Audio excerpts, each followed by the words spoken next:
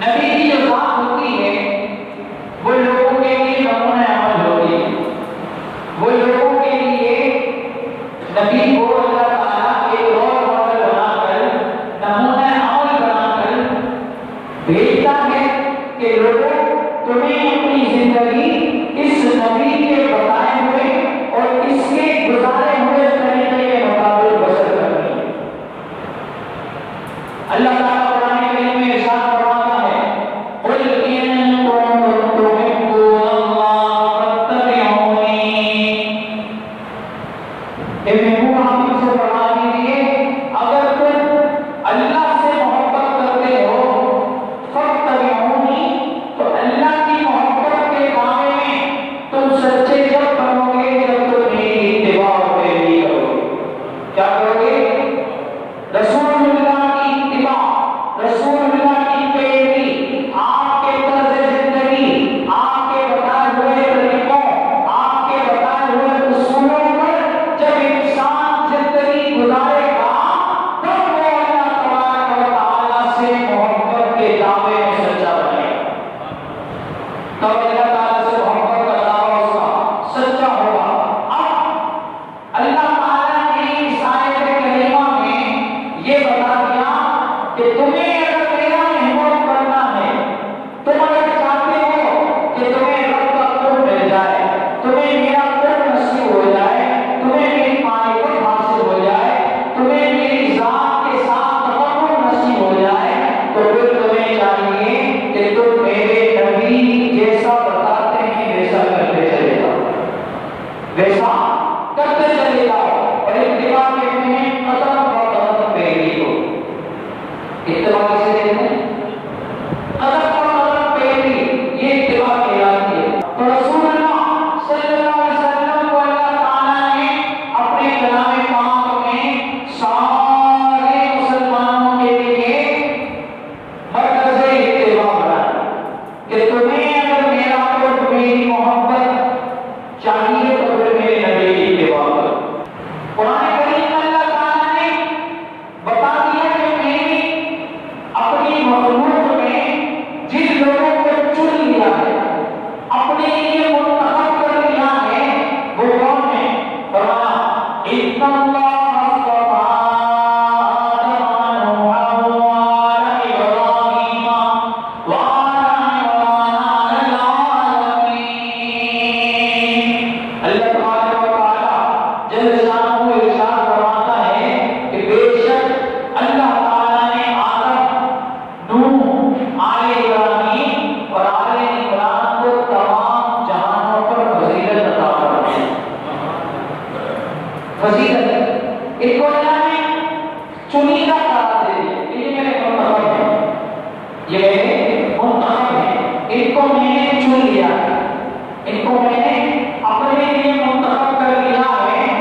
اور اللہ تبارک و تعالیٰ نبوت و رسالت کا مرتبہ اسی کو دیتا ہے جس کو وہ چن لیتا ہے. اللہ تبارک و تعالیٰ کی مخلوق انسان میں صرف اور صرف انبیاء معصوم ہیں. ان کو اللہ نے نمونہ عمل بنایا ہے، ان کی زندگیاں ہمارے لیے مشعل راہ ہیں. اللہ تبارک و تعالیٰ جل شانہ نے ارشاد فرمایا لقد کان لکم فی رسول اللہ اسوۃ حسنہ. فرمایا تمہارے لیے میرے نبی کی ذات میں بہترین نمونہ ہے، بہترین نمونہ ہے. رسول اللہ کی ذات کو بہترین نمونہ قرار دیا. کیوں قرار دیا؟ کیونکہ اللہ فرماتا ہے کہ محبوب آپ کو ہم نے لوگوں سے محفوظ کر لیا، آپ کو ہم نے معصوم بنایا، آپ کو ہم نے معصوم بنایا.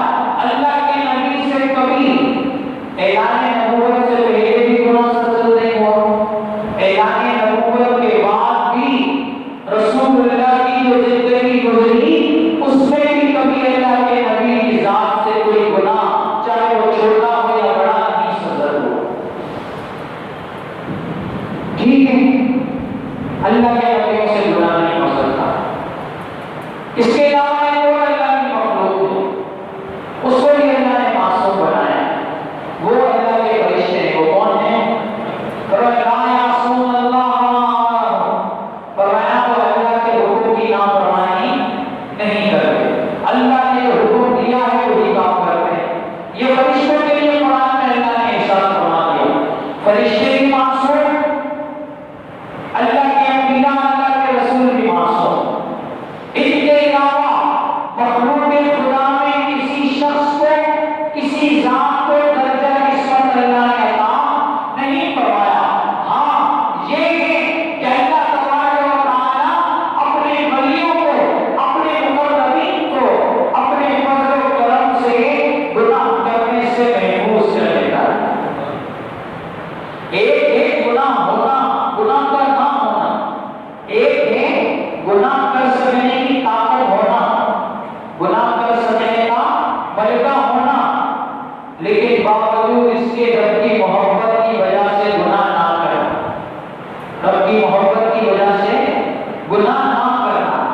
تو یہ جو رب کی محبت کی وجہ سے، رب کے حکم کی اتباع کی وجہ سے اگر کوئی شخص اپنے آپ کو گناہ کی طاقت ہونے کے باوجود گناہ کرنے سے روکتا ہے تو وہ گناہ، اس میں یہ بات نہیں آ جاتی کہ یہ گناہ کرنے سے معصوم ہو گئے، نہیں، بلکہ اللہ کے فضل و کرم سے گناہ سے محفوظ ہو گئے۔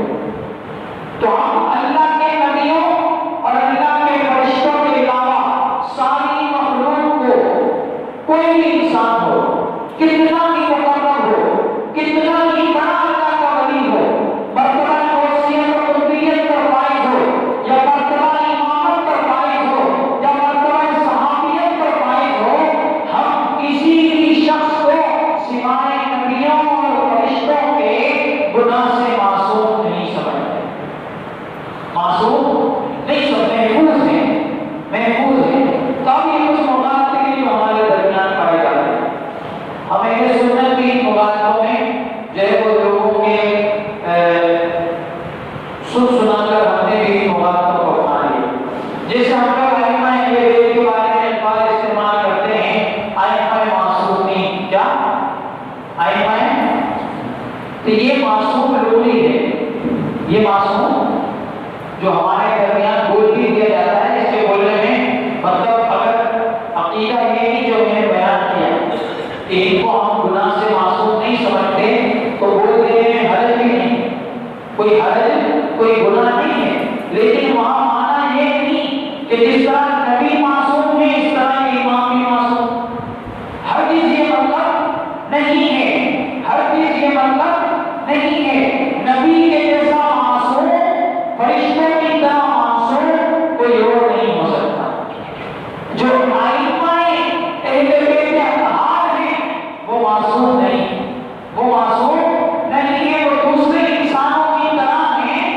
ہاں، اللہ تبارک و تعالیٰ نے ان کو اپنا پر اتنا عطا فرمایا، اتنا عطا فرمایا، اپنی ذات سے اتنا قریب کیا، اپنی معرفت کے ایسے جام عطا فرمائے کہ اب ان کے اندر وہ جو نور معرفت خداوندی ہے اور اللہ کے نبی صلی اللہ علیہ وآلہ وسلم کی محبت کا جو نور ہے وہ ان کو گناہ کرنے سے روک دیتا ہے، وہ ان کو گناہ کرنے سے روک دیتا ہے۔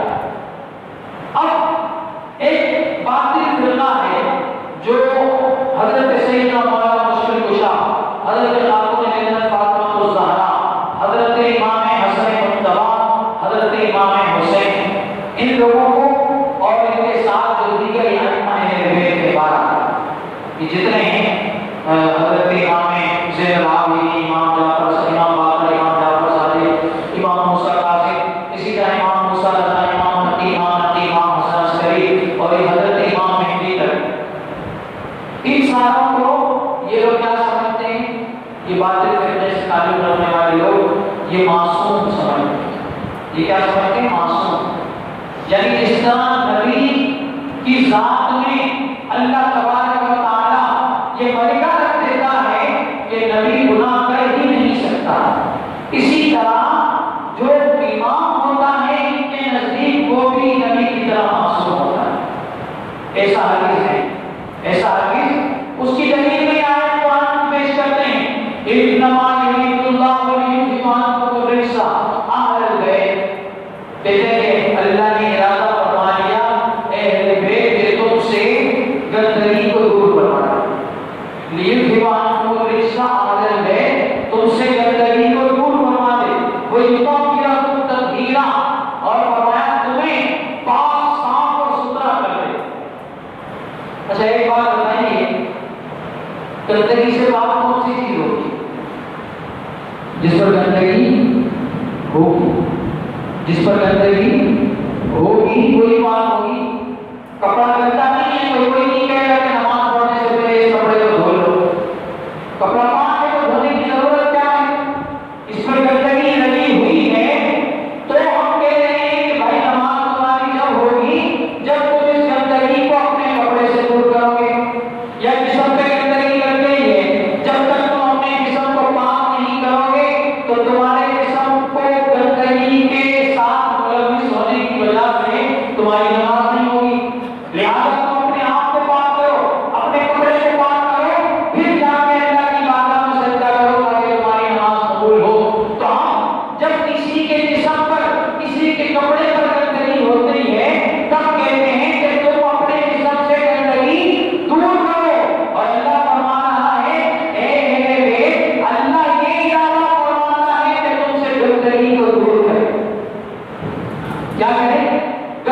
کو دور کریں. اب گندگی کو دور کرنے کا معنی یہ ہے کہ اگر تم سے کوئی گناہ ہو بھی جائے, تم سے کوئی خطا ہو بھی جائے, تم سے بتقاضائے بشریت کوئی لفظ سرزد ہو بھی جائے, تو پھر اللہ تبارک و تعالی جل شانہ اپنے فضل و کرم سے تمہیں جو رسول اللہ کے خاندان میں ہونے کا شرف عطا فرمایا ہے, اس کی بنا پر تم سے اس گناہ کی گندگی کو دور فرمایا. نبی پیدائشی معصوم ہوتا ہے, نبی پیدائشی معصوم ہوتا ہے. نبی کے اندر گناہ کرنے کا تصور ہے ہی نہیں, جبکہ دیگر انسان جتنے بھی ہیں, چاہے وہ صحابہ ہوں, ائمہ اہل بیت ہوں, اہل بیت اطہار کے دوسرے اشخاص ہوں, یا کوئی اللہ کا ولی قطب ابدال قلندر غوث ہو, اس سے گناہ ہو سکتا ہے, اس سے گناہ ہو سکتا ہے. بلکہ کتنے ہی اللہ کے اولیاء ایسے ہیں وہ ولایت درجہ نبوت کے بعد اور رسالت کے بعد کون سا درجہ؟ صحابہ بھی مرتبہ ولایت میں سب سے اونچے مقام پہ تھے. درجہ نبوت اور رسالت کے بعد درجہ ولایت ہے. ولایت کے علاوہ اور کوئی مرتبہ ہاں ولایت میں مناتے ہیں, کوئی صالح ہے, کوئی شہید ہے, کوئی صدیق ہے, یہ مراتب ولایت میں ہیں. کوئی ولی ہے, کوئی عام ولی ہے, کوئی خاص ولی ہے, کوئی تکمیلی ولی ہے, کوئی تشریفی ولی ہے.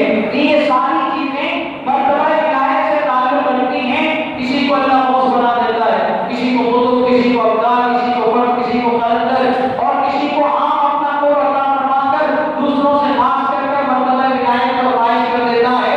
تو یہ سارے مراتب کتنے ہی بلند ہو جائے رہتے ولایت کے مراتب رہتے ولایت کے مرتبے ہیں, نبوت کے مرتبے میں داخل نہیں ہوتے.